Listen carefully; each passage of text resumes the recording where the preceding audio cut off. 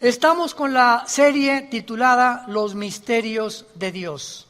Los Misterios de Dios. Y los que traigan su Biblia, les pido que la abran en Mateo capítulo 27. Mateo 27. Y vamos a desarrollar el tema, el misterio del velo del templo. Esta serie se ha relacionado con los misterios. Dios encriptó sus secretos en este libro que se llama la Biblia. Entonces tú vienes a pasajes como Génesis y nos damos cuenta que ahí habla de una serpiente, que nos damos cuenta que no fue una serpiente literal, porque el Nuevo Testamento nos habla que esa serpiente es Satanás. Entonces, hay muchos simbolismos en la Biblia que tenemos nosotros que comenzar a conocer y a interpretar para no caer en herejías. Llegamos al libro del Apocalipsis y nos olvidamos, ¿verdad? Porque son puros símbolos. Y todos los símbolos del Apocalipsis, los 7 sellos, los 7 ángeles, los candeleros, las 7 cabezas, los 10 cuernos, todos estos símbolos están interpretados por la misma Biblia en el Antiguo Testamento. Entonces, si queremos interpretar el Apocalipsis, tenemos que conocer el libro de Daniel, Zacarías, Joel, que son los libros relacionados con los símbolos del Apocalipsis. Venimos al Nuevo Testamento y encontramos a Jesús contando parábolas. ¿Qué son las parábolas? Son ejemplos que comparan algo con otra cosa. El sembrador salió a sembrar, sembró la semilla, una cayó junto al camino, otra en espinas y otra en las rocas. Y toda la gente que oía estas historias de Jesús se quedaban así. Qué bonito, parece un cuento para un niño, para dormirlo antes de que se duerma. Pero detrás de la semilla, de las espinas, de las piedras, del sembrador, se encontraban misterios, se encontraban secretos de Dios escondidos detrás de un lenguaje común y corriente, por lo cual Cristo, con Mateo 13, agarra a los discípulos, se los lleva aparte y les dice, a ustedes, o sea, aquí a ustedes, les es dado el conocer los misterios del reino de Dios. Imagínense el privilegio que tenemos de poder leer la Biblia y comenzar a entenderla simplemente porque tenemos al maestro de maestros que es el Espíritu Santo.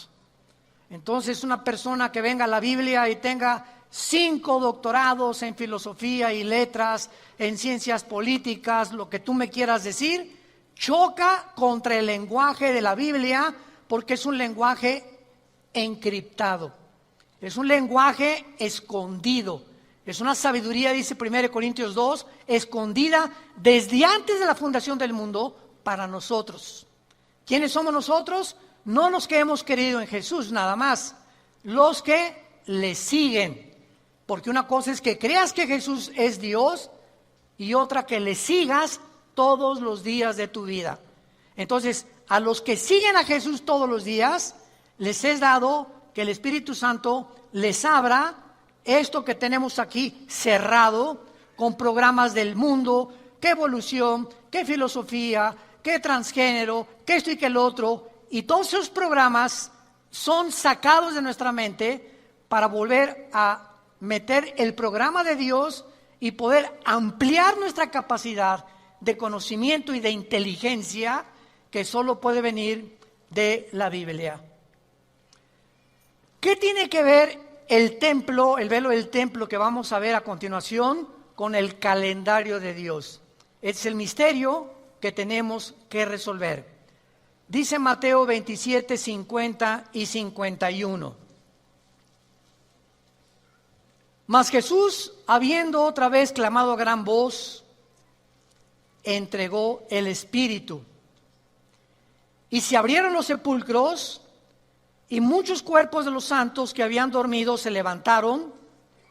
Y aquí, versículo 51, que el velo del templo se rasgó en dos de arriba hacia abajo, la tierra tembló y las rocas se partieron. Cuando Jesús muere en la cruz, pasaron fenómenos sobrenaturales, encriptados, como un misterio, como en este caso vamos a estudiar, por qué el velo del templo judío se rasgó no de abajo hacia arriba como se rasga cualquier tela, sino que se rasgó de arriba hacia abajo. ¿Y qué tenía que ver con la muerte de Jesucristo? Y lo más importante, con el calendario de Dios. ¿Qué tiene que ver ese velo roto con el calendario o la época en la que nosotros nos encontramos? Muy bien, abordemos sorprendentemente este misterio. Una de las controversias más grandes que hay en la teología es la fecha exacta en que comienza el Nuevo Testamento. Unos enseñan que el Nuevo Testamento comenzó cuando Jesús nació, olvidándose que cuando Jesús murió y vivió, lo hizo bajo el Antiguo Testamento. ¿Ok? Entonces, desde que comenzó la ley en el monte Sinaí hasta la cruz del Calvario, Mateo, Marcos, Lucas y Juan, los 4 evangelios se encuentran bajo el Antiguo Testamento. Cristo nació bajo la ley, Gálatas capítulo 3, Cristo vivió bajo la ley, Cristo cumplió la ley y cuando murió, murió aproximadamente a los 33 años. Ahora muy bien, si el Nuevo Testamento comienza con la muerte de Jesús, tendríamos que agregarle a nuestro calendario 33 años. En otras palabras, nos tendríamos que encontrar en el año 2033. Vean ustedes ahorita, ya se están dando cuenta más o menos de la confusión. Cuando llegó el año 2000, hace 19 años, nos encontramos en el año 2019, ¿se acuerdan ustedes que comenzaron a decir que iba a acabarse el mundo, que ya se cumplían los 2000 años de la época de la gracia, que son los que el calendario profético de Dios indica? Porque en 6 días Dios creó el cielo y la tierra, el 7º descansó, pero un día, dice el Salmo 90 y 2 de Pedro, es como 1000 años para Dios. Entonces, hay 6 días de la creación, pero hay un simbolismo de 1000 años por cada día de la creación. En otras palabras, si Dios creó al mundo en 6 días y 1000 años es como un día para Dios, entonces van a haber 6000 años de historia. Y en estos 6000 años de historia, el 7º, o sea, el año 7, es cuando Cristo reina aquí en la tierra y son las vacaciones del cristiano. El día 7º es para nosotros el descanso, los últimos 1000 años. Y vamos otra vez a poder entender esto. Cuando Abraham nació, de Adán a Abraham hubo 1948 años. Qué interesante que Israel el siglo pasado regresa a su tierra. ¿En qué año? En el año 1948 de Cristo a nuestros días, desde luego. Y en el año 1948 se funda Israel. ¿Coincidencia? Otra perlita, por ejemplo, otro botón de muestra. La palabra embarazo en el hebreo tiene 3 letras. Y en el hebreo y en el griego, cada letra hebrea, son 22 letras, todas son consonantes. En el hebreo no hay vocales. Todas tienen un número, igual que en el vocabulario griego. Son los 2 únicos lenguajes que las letras tienen un simbolismo, se llama gematría. No geometría, gematría. Ahora fíjense ustedes, la palabra embarazo en el hebreo tiene 3 letras, 2, 7, 5. Y estos 275 días son exactamente los días o los 9 meses del embarazo de una mujer. Nadie dice, wow. O sea, esto no pudo haber sido hecho por el hombre. Nos damos cuenta que está encriptado en la Biblia los misterios de Dios. Génesis 1:1. En el principio Dios creó los cielos y la tierra. Bereshit bara Elohim hasa mayid haeretz en el hebreo. Son 7 letras. La letra de en medio es el menorá. De las 7 letras, la de en medio simboliza el menorá. ¿Qué es el menorá? El famoso candelero, no candelabro, candelero. ¿Qué es el candelero? Es el símbolo que tenemos nosotros en Vida Nueva para el Mundo, que parece una lamparita, ¿verdad? Pero es el de en medio, la rama de en medio, 3 a la izquierda y 3 a la derecha. Ese es un candelero judío. Hay otro candelero que es el de la fiesta que ya se celebró cuando Antíoco Epífanes, que tiene ya 9 ramas, que ya no es realmente el calendario, el menorá judío. ¿Por qué el menorá aparece en medio del primer versículo de la Biblia, que son 7 palabras? Porque el menorá en medio es Jesús, 3 a la derecha y 3 a la izquierda suman 6. El 6 es el número del hombre, porque fuimos creados en el 6º día. Y el hombre imperfecto con Jesús entramos a la perfección. Es lo que simboliza el menorá. El ser humano unido a Jesús. También simboliza la luz, desde luego, y simboliza la iglesia, porque la iglesia es la luz del mundo. Fuera de Jesús no tenemos ninguna luz. Muy bien. Entonces, si Cristo realmente, a los 33 años que muere, Él realmente muere y de ahí se comienza el Nuevo Testamento, viviríamos en el año 2033. Yo quiero decirles algo muy importante. Toda esta confusión de los días que sacan, Cristo viene en febrero del año 2020, Jesús viene en el año noviembre, y ha habido a través de la historia diferentes falsos profetas. Cuando tú veas una fecha que alguien da en el internet o en las redes sociales, tú lo sabes inmediatamente que nadie puede poner ninguna fecha para la venida de Jesús, porque el calendario está cuatrapeado. Y vamos a verlo por qué. Muy bien. ¿En qué calendario nos encontramos nosotros? Síganme con mucho cuidado, se vayan a empachar.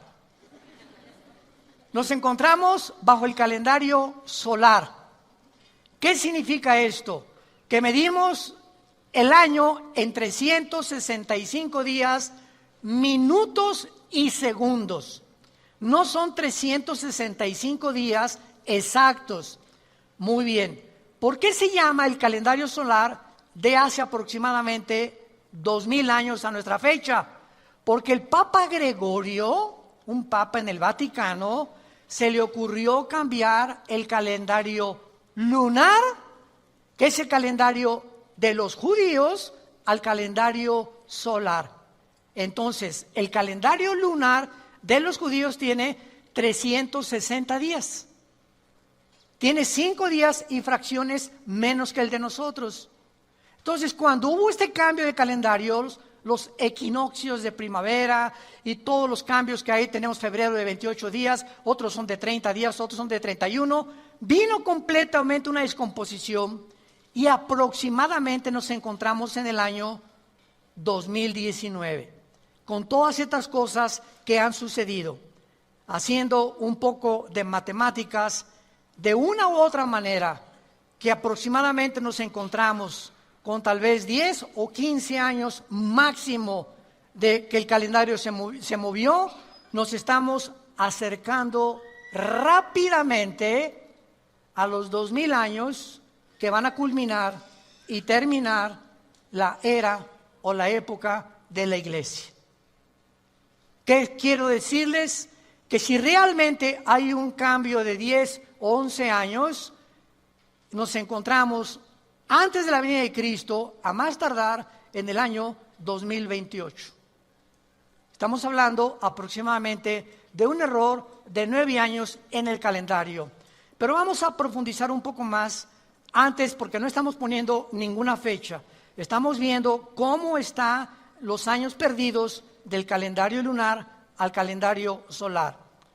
Lo único que sabemos es lo siguiente: de Adán a Cristo hubo 4.000 años, perdón.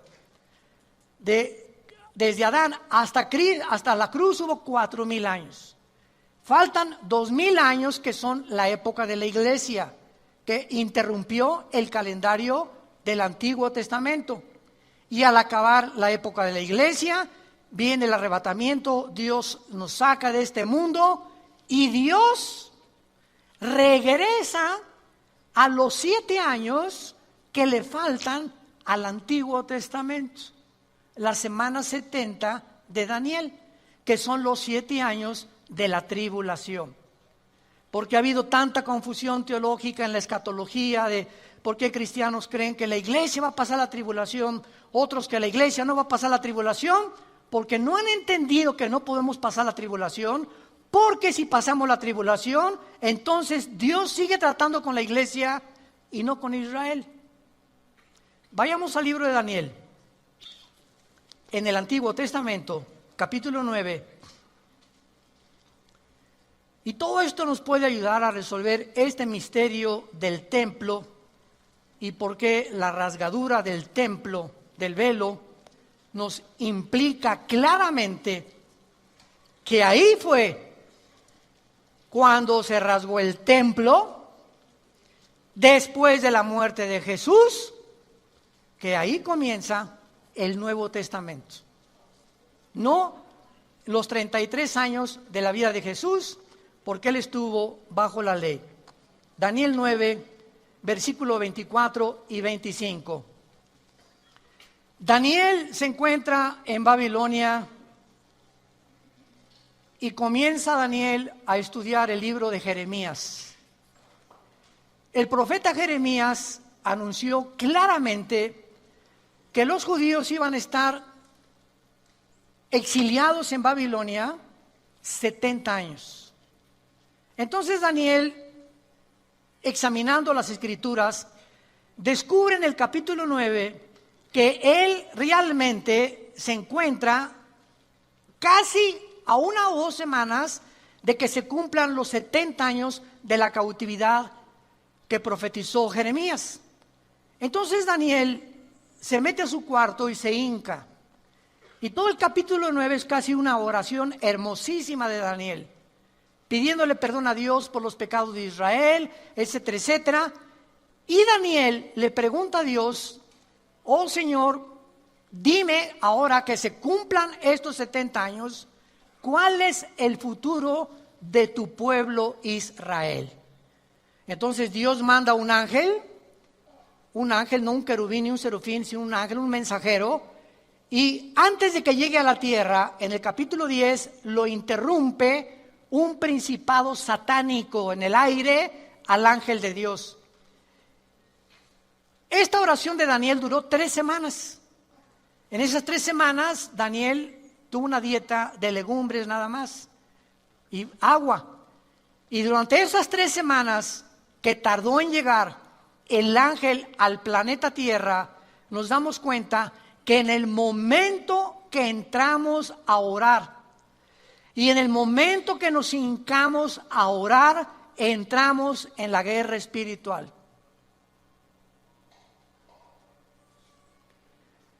En el momento que tú te hincas y comienzas a orar por tus hijos, por México, por tu salud, por tu trabajo, en ese momento estamos batallando en la dimensión espiritual contra principados, gobernadores, huestes espirituales de la maldad en regiones celestes, que de alguna forma van a tratar de impedir o bloquear que Dios te conteste rápido o que no te conteste, y Dios va a permitir muchas veces esta oposición para poder determinar cuánto realmente anhelamos lo que le estamos pidiendo.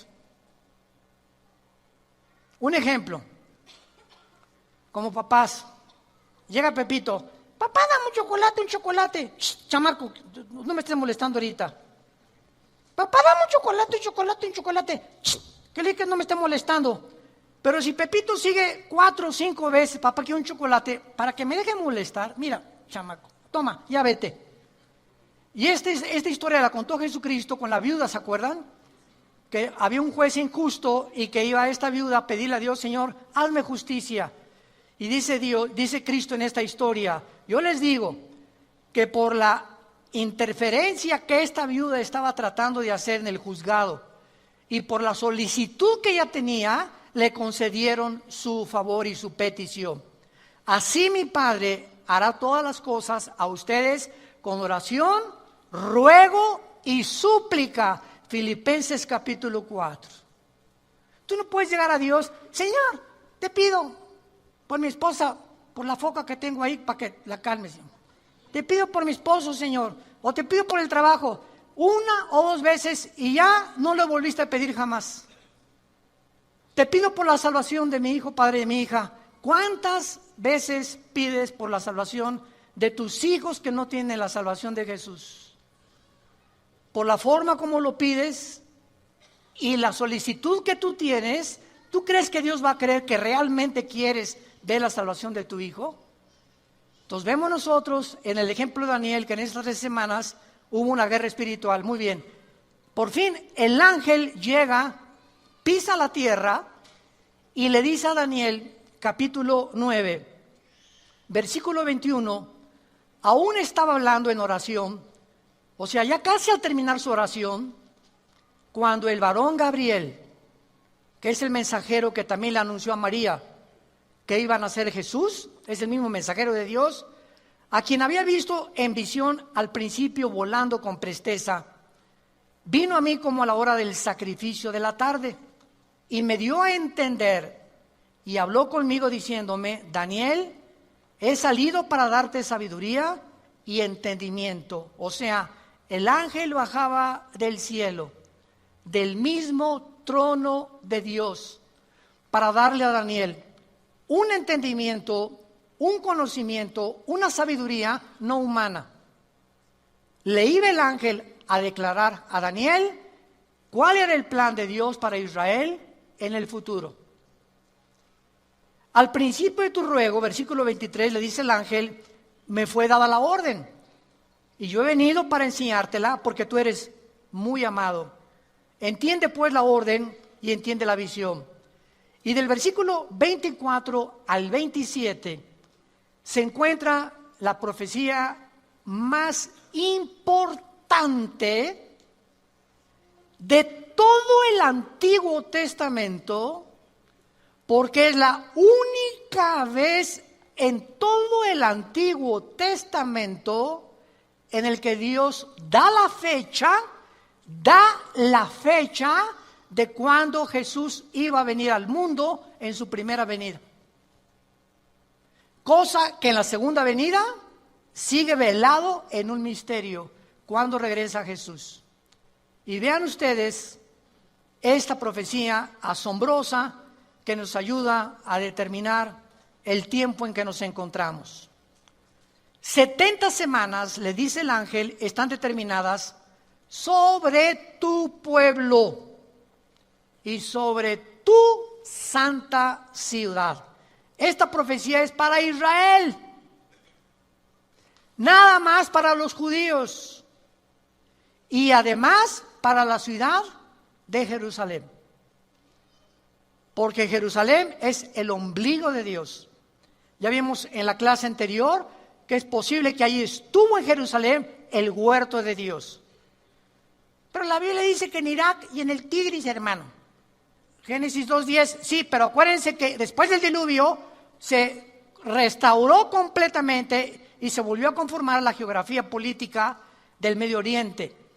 Tampoco los continentes como los conocemos ahorita estaban separados, América de África, Europa, Australia, etcétera, etcétera, sino que todo era la misma masa de tierra. Y entonces se separa Europa del continente americano, el África, etcétera, etcétera, y las divisiones de los continentes que actualmente tenemos no existían antes del diluvio. Entonces, si vemos el Medio Oriente, no existía Irak y Siria, era la Mesopotamia. Irak, Siria, Jordania eran todo lo mismo junto con Israel. El mapa geográfico del Medio Oriente fue dividido por los ingleses entre el año 1925-30 a 1950. En menos de 25-30 años se formó Egipto, Líbano, Israel, Jordania, Siria e Irak. Y aunque existían geográficamente como Babilonia, etcétera, etcétera, la conformación de las divisiones de las naciones que forman el Medio Oriente no lo hicieron hasta el siglo XX. Esto es asombroso. Entonces, cuando tenemos toda esta información, podemos entender que cuando la Biblia habla, por ejemplo, de Rusia, la Biblia no dice Rusia, habla de Gog y Magog, Ezequiel 38.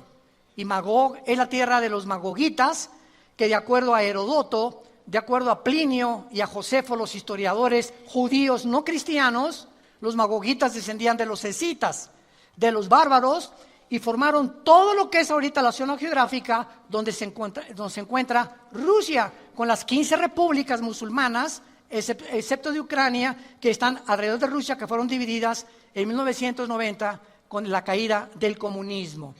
Entonces sabemos por la ubicación geográfica que ahora es Rusia, ahora es Irak, ahora es Babilonia, ahora es Siria, ahora es el Líbano, porque la geografía de la Biblia es perfecta, con las divisiones y todo que nosotros podemos ver en el siglo XXI en que nos encontramos. Muy bien. Ahora, muy bien. El número 360, que es el calendario de los judíos, el año es de 360 días, es interesante por varias razones, porque hay 360 grados en un círculo perfecto. Síganme con mucho cuidado. Hay 360 grados en un círculo perfecto y hay 360 grados en un compás. Esto es algo relacionado e impresionante.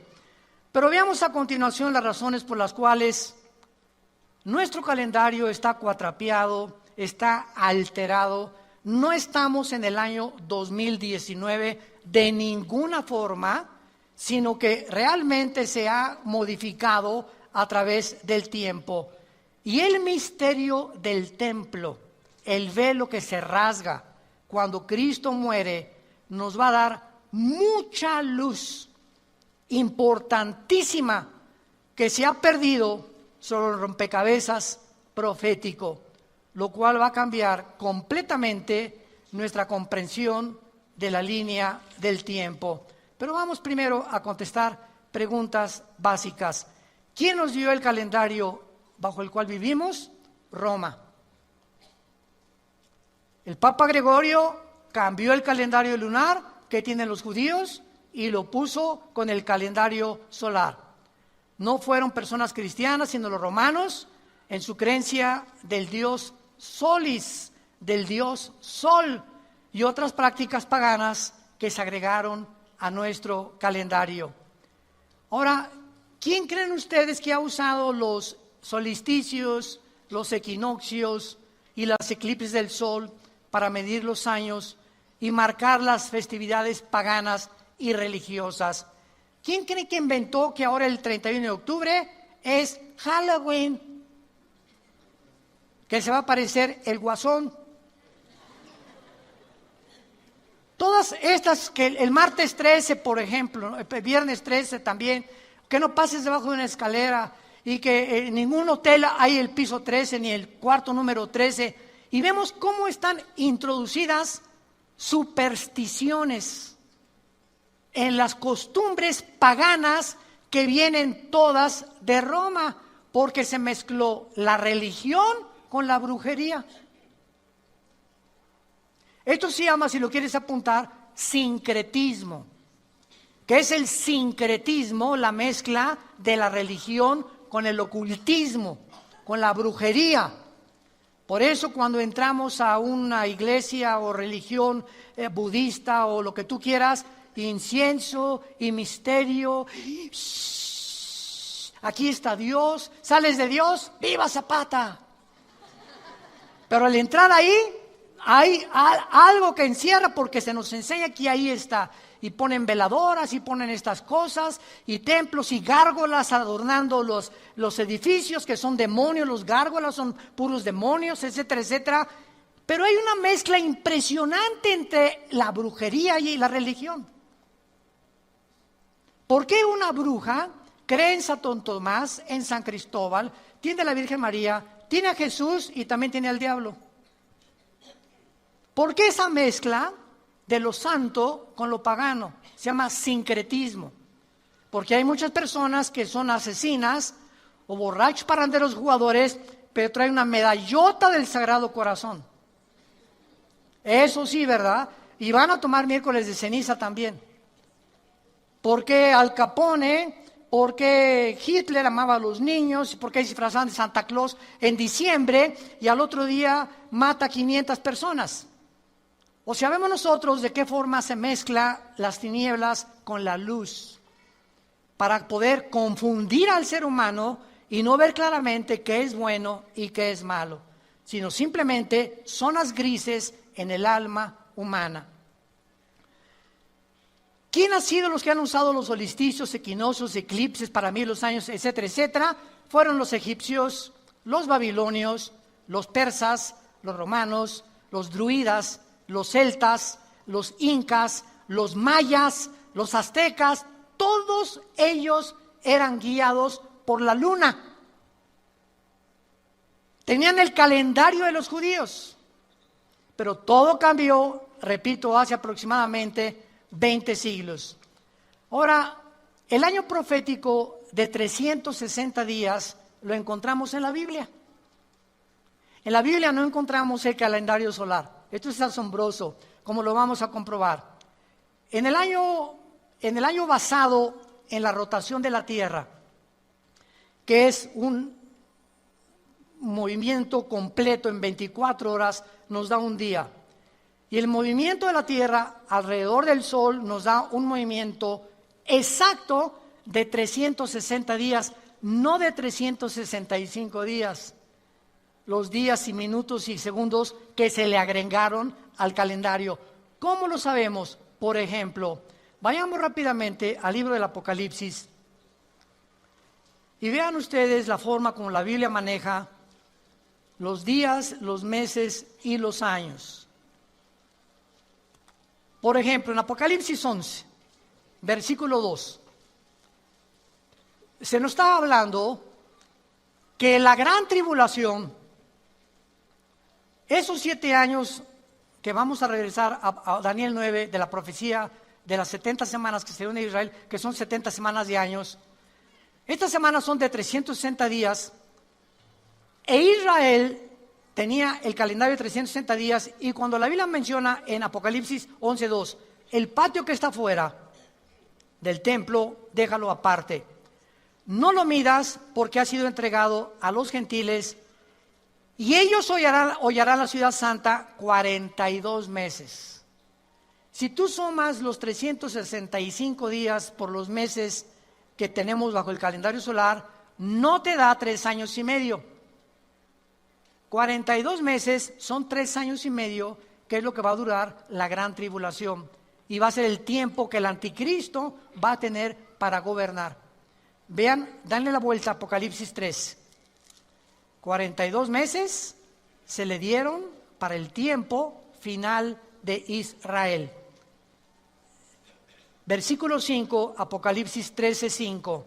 También se le dio boca que hablaba grandes cosas, está hablando del anticristo, y se le dio autoridad para actuar 42 meses, que son 3 años y medio de 360 días. No cuadra. Something just to put on my mind. Something just to put on my mind. My mind. Yeah, yeah, yeah, yeah. Yeah, yeah. Something just to put on my mind. Anytime I see you, you are always on my mind. but no one, no time to talk to you. I've been thinking all night, all day, just to get attention, just to drive your attention away from my mind, just to talk to you, right? You the part of my mind, you the traveling so fly. Girl, I wanna make you my number one. You're gonna be one in a million. I will spend you all my billion. Yeah, you are the one on my mind, one of a kind, one in a million. Yeah.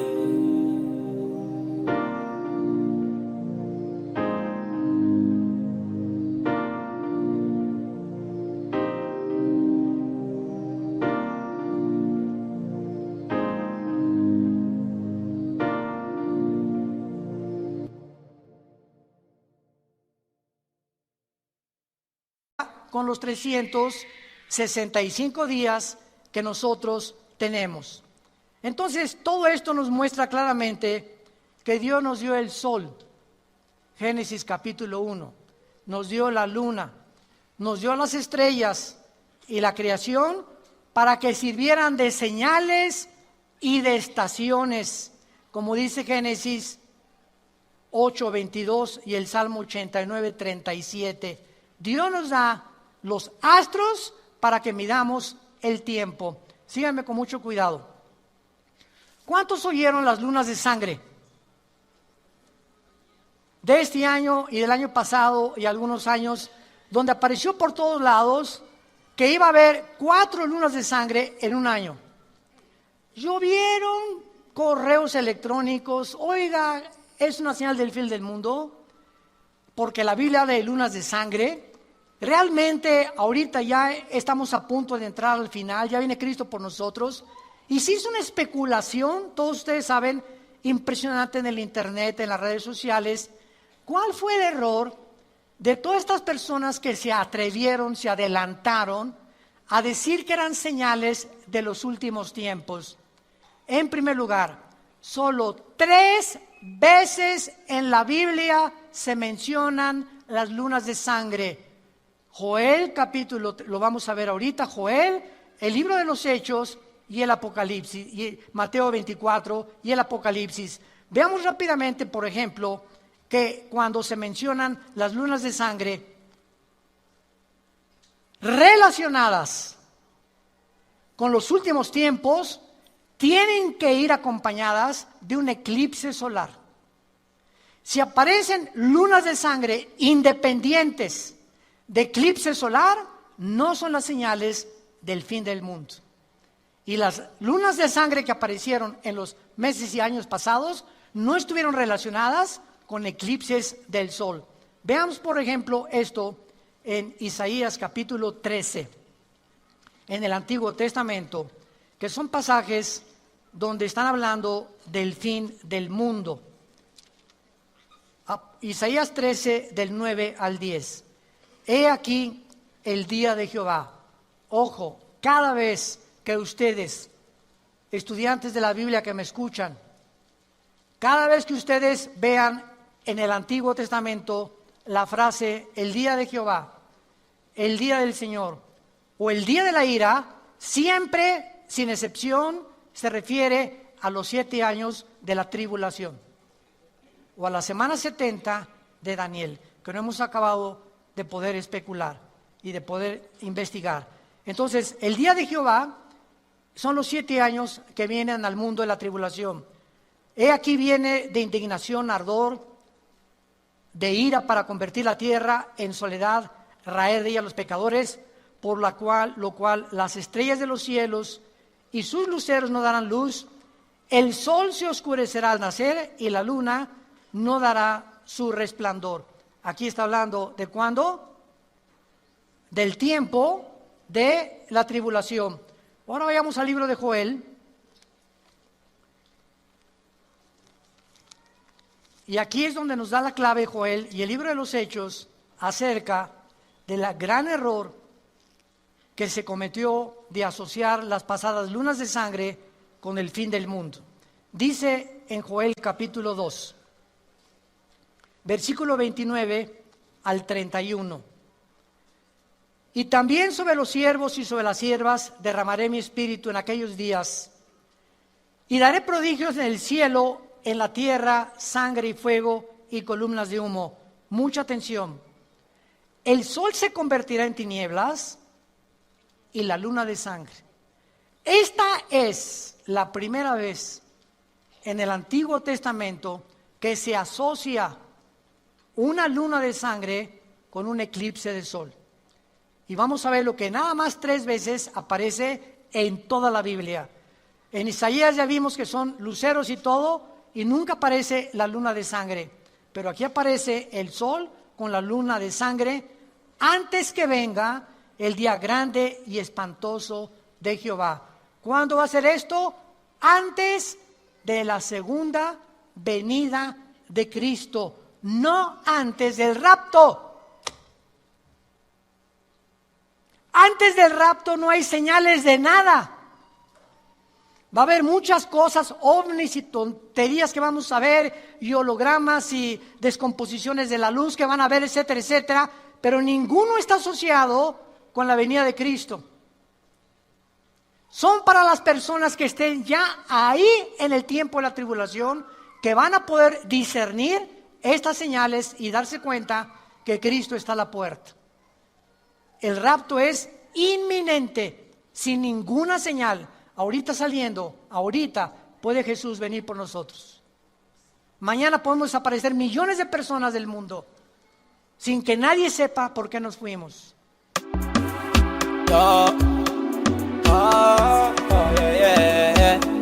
Yeah, on a slow move, just take it low. 1, 2, 3, go. Shawty wanna go down, put me on key on a slow mode. Yeah, make you slow down, give me the vibe on the low down. I like the way you roll it, I like the way you rotate.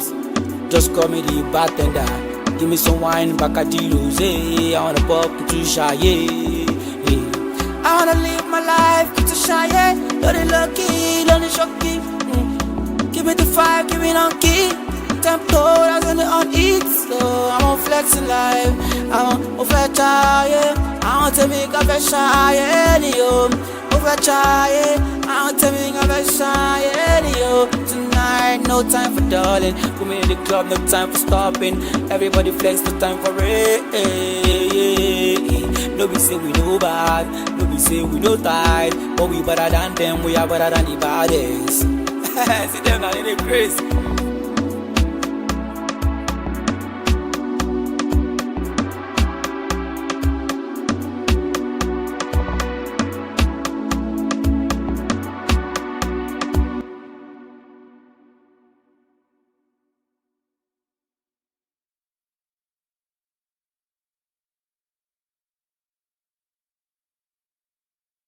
Y van a poder decir que nos llevaron los extraterrestres, los ovnis, el Islam va a estar feliz, Alá nos hizo justicia, se fueron todos aquellos que estaban en contra del Islam, va a haber cantidad de especulaciones, pero estamos demostrando que estas lunas de sangre están asociadas con antes de la venida de Cristo. No nos espantemos de las noticias que se puso esto y que se puso aquello, porque nosotros no tenemos señales antes del rapto de la iglesia. Veamos esta primera profecía en Hechos capítulo 2, en el Nuevo Testamento. En Hechos capítulo 2, el apóstol Pedro está explicando cuando se forma la iglesia, no el Nuevo Testamento. Vamos a ver, el Nuevo Testamento comienza cuando se rasga el velo. La iglesia comienza en Pentecostés. Aquí en Hechos 2 nace la iglesia. Y entonces Pedro toma la profecía que acabamos de leer de Joel y la comienza a interpretar en este pasaje, como dice en el versículo 17. Y en los postreros días, está Pedro explicando qué pasó en Pentecostés. Dice Dios, derramaré mi espíritu sobre toda carne, vuestros hijos y vuestras hijas profetizarán, vuestros jóvenes verán visiones, vuestros ancianos soñarán sueños, y de cierto sobre mis siervos y sobre mis siervas en aquellos días, derramaré mi espíritu y profetizarán. Hasta ahí le ponemos pausa. Pedro está diciendo que la profecía de Joel se va a cumplir y se cumplió en Pentecostés, en la época de la iglesia. Vean ustedes, ahora el Espíritu no es sobre los judíos nada más. La nueva época de la gracia que vivimos, el Espíritu Santo es para italianos, mexicanos. Ya no hay nadie que se pueda decir yo soy judío o estoy en Cristo. ¿Por qué? Porque estamos en Cristo, todos los bautizados por el Espíritu Santo. En el Antiguo Testamento no se daba el Espíritu Santo a los gentiles.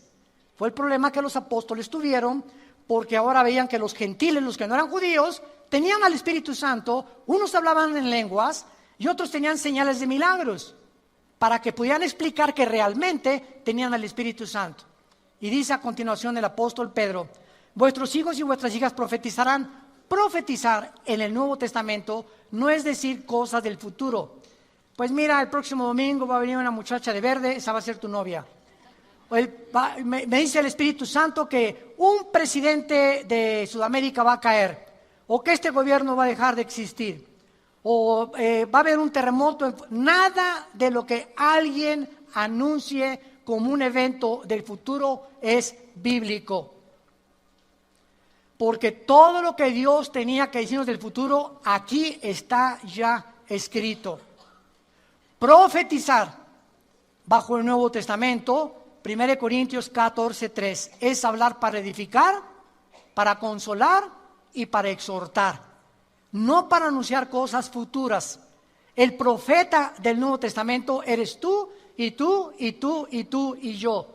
¿Por qué? Porque el profeta del Nuevo Testamento es el que anuncia lo que ya está escrito. El Señor dice, y si alguien me dice, tengo palabra para ti, o alguien me dice, hermano, dame palabra para mí, le digo, aquí está. ¿Quieres palabra? Aquí está en la Biblia. Yo quería una palabra especial. Aquí está, no seas flojo y lee la Biblia para que Dios te la dé. Entonces, esta profecía, si no la entendemos, pues hay tantas malas interpretaciones que se han hecho. Y ahora pues dicen que verdad que hay profetas mujeres, ahora hasta apóstoles mujeres ya hay, Virgen de todos los santos. Vuestros jóvenes verán visiones y vuestros ancianos soñarán sueños. Ahora bajo el Nuevo Testamento no significa que nos guiamos por sueños, sí significa que muchos sueños que nosotros tenemos que pedirle a Dios la confirmación.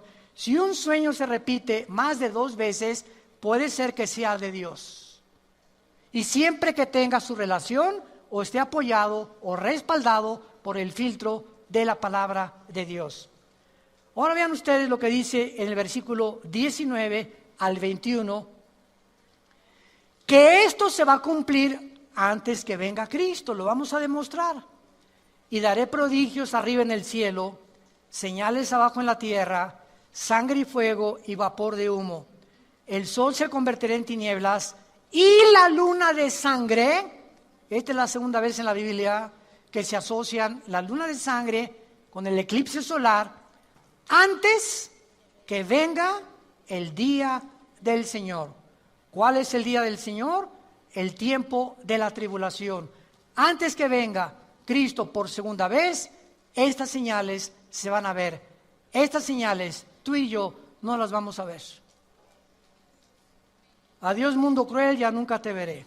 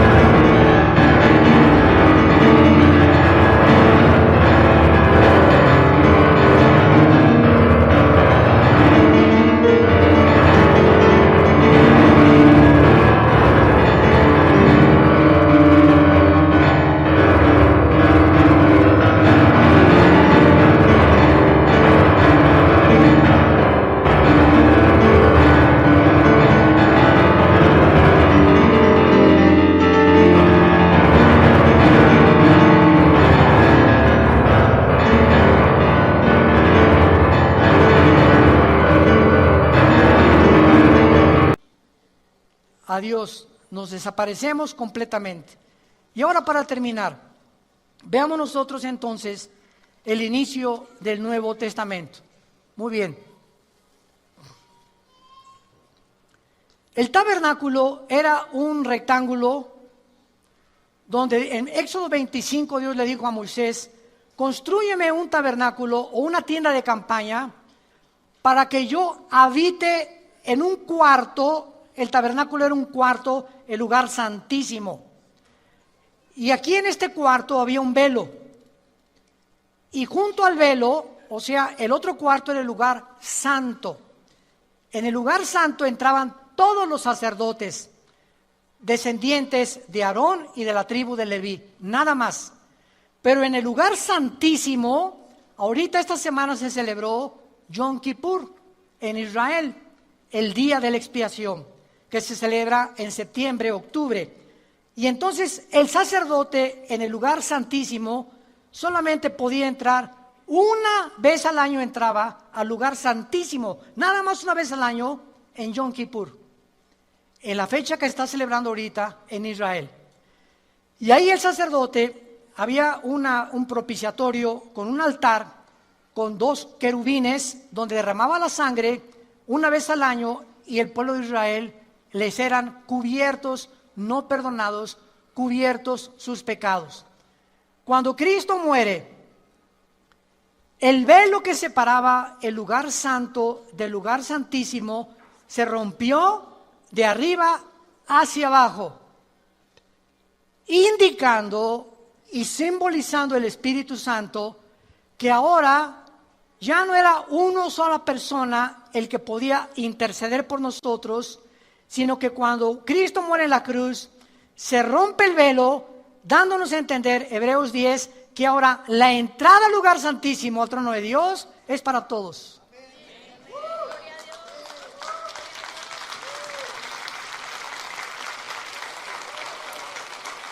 La rotura de este velo simbolizaba que el Antiguo Testamento quedaba completamente obsoleto, que la ley quedaba fuera. Entrábamos un periodo de gracia, donde ahora tendríamos a Dios morando dentro de nosotros. Ahora el altar está aquí en el corazón. Ya no hay altares. Por el amor de Dios, los que nos escuchen, ya no digan: pásenle al altar. ¿A quién está el altar? Óyense aquí en el altar. ¿Cuál? El altar lo tenemos aquí nosotros ya. Ya no hay altares, porque ahora nosotros presentamos nuestro cuerpo en sacrificio vivo. Romanos 12:1. Entonces, cuando el velo del templo se rompe, ahí en ese momento se acabó el Antiguo Testamento. Y de ahí comenzaba a contarse el Nuevo Testamento, que son los 2000 años que faltan. Ahora bien, regresamos a Daniel para terminar, capítulo 9.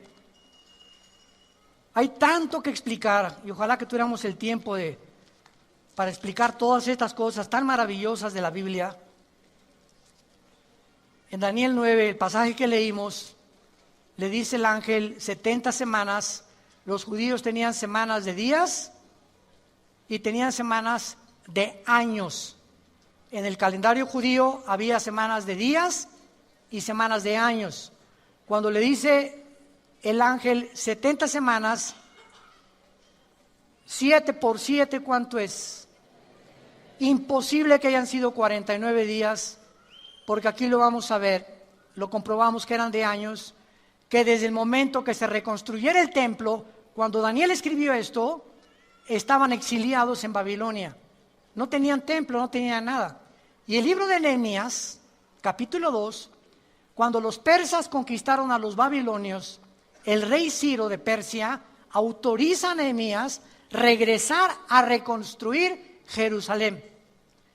Y desde el momento en que los judíos regresaron a reconstruir Jerusalén hasta la cruz, habría 483 años, faltando 7 años para los 490, que son los de la tribulación.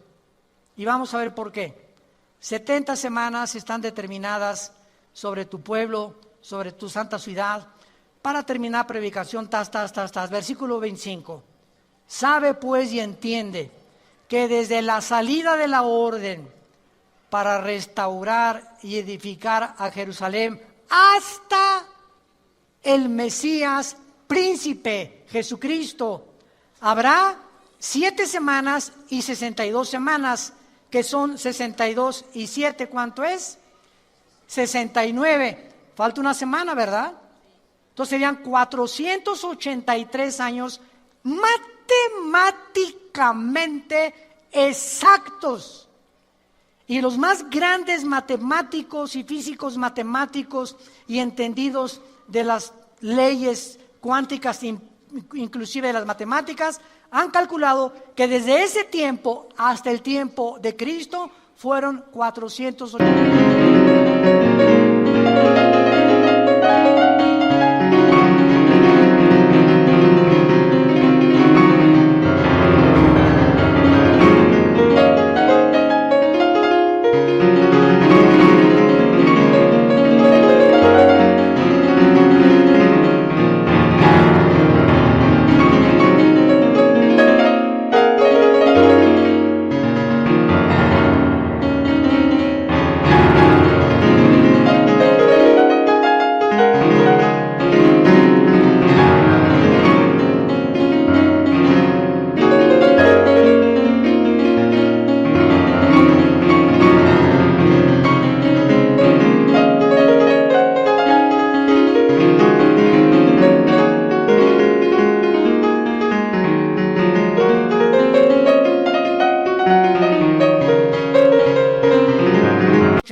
Años, y fue en el momento exacto cuando Cristo entra a Jerusalén montado en un burrito, el domingo famoso de Ramos. Ahí Jerusalén entra, Jerusalén el burrito, en su burrito, y en lugar toda la gente, ya vino el Mesías a librarnos de los romanos, ahora sí, hosana el que viene en el nombre de David. Y entonces Jesús comienza a llorar y se para en Jerusalén y dice: Jerusalén, Jerusalén, ¿cuánto tiempo, como la gallina junta a los pollitos, te quise juntar a mí y no quisiste? Quiero decirte que no has conocido el tiempo de tu visitación. Y ahora les quiero decir algo. Baruch Hashem Adonai Eloheinu, en el hebreo, que significa bendito sea, hasta que yo regrese, me van a decir bendito el que viene en el nombre del Señor. Que será hasta la segunda venida al acabar la tribulación. Ahí se paró el reloj profético de Israel. Y le faltan 7 años, porque Dios dice, Romanos 9, 10 y 11, no ha acabado con los judíos.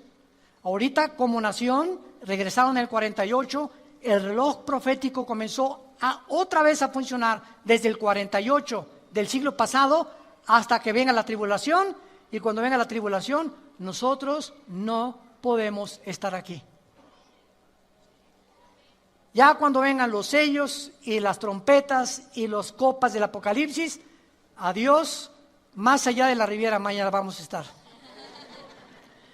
Y cuando pasen los 7 años de la tribulación, bajaremos con Jesús, porque dice Apocalipsis 19, que antes que bajemos con Jesús, celebramos allá las bodas del Cordero.